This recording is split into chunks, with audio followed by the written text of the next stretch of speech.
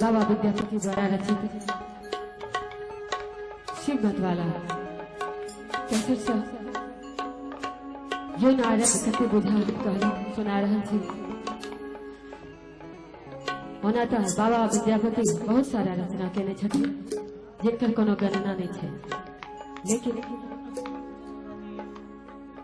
ओई समस्त रचना से हमरा जे अपना निक लगैया नचारी से अहाँ सबके सुना रहा छी।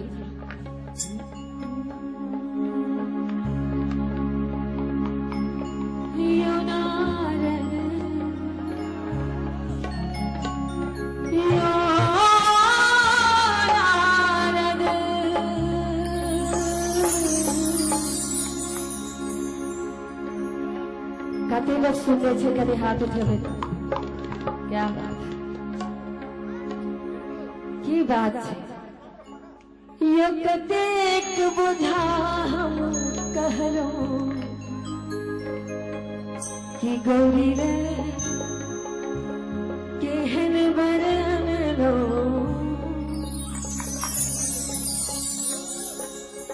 ताली बजा के सब गोटे यो नारद कतिक बुझा हम कहलो गौरी रे केहन बरन लो। यो नारद कतिक बुझा हम कहलो गौरी रे केहन बरन लो। यो गौरी रे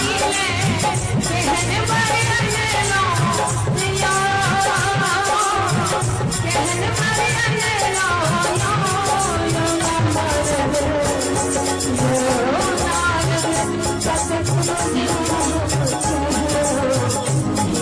केहन बरन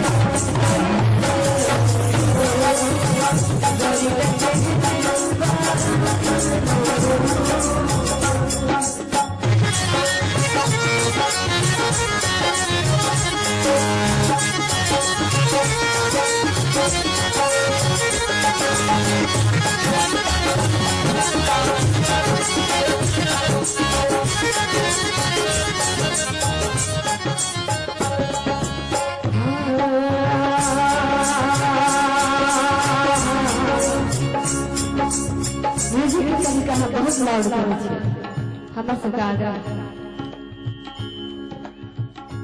कहै छथिन हमर धिया 12 बरख के हमर धिया 12 बरख के बूढ़ा पर अनलो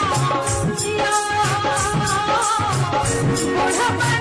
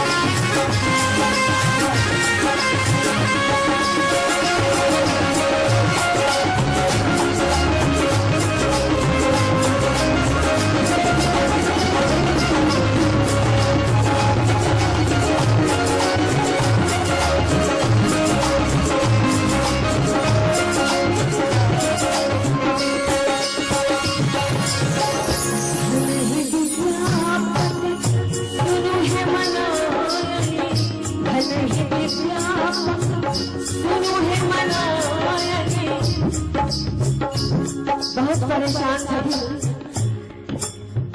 गौरी के माता जी मनाए और नारद जी की बुझावे सब मैं चाहे थे कि हमारा बेटी के लिए सुंदर सुयोग्य बन हुए, लेकिन ये भाग्य में थे सहजा हुए थे। और बाबा विद्यापति बड़ा सुंदर सा नारद जी के धूल से कहे थे, नहीं विद्यापति सुनो है मनोरणी, नहीं विद्यापति सुनो है मनोरणी, मन पति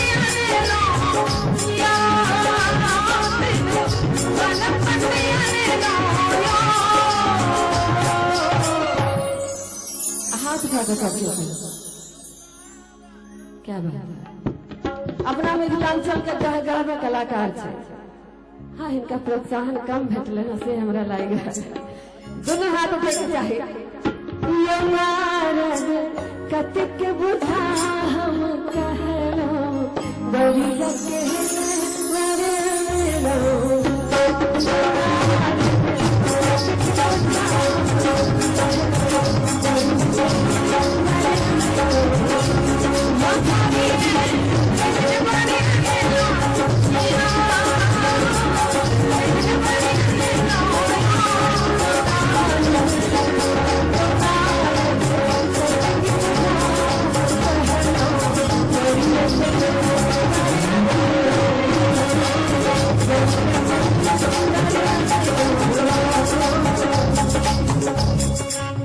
गौरी